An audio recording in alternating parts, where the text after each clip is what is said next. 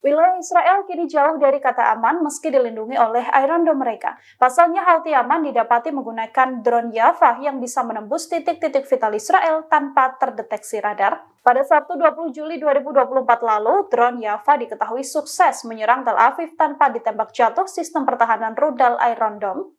Juru bicara Houthi Yahya Saree menegaskan drone tersebut bisa melewati sistem intersepsi tanpa terdeteksi radar Zionis. Drone ini pun terbukti berhasil meledak di sekitar apartemen di dekat area diplomatik Amerika Serikat. Drone Java sendiri merupakan pesawat nirawak kelompok Houthi Yaman.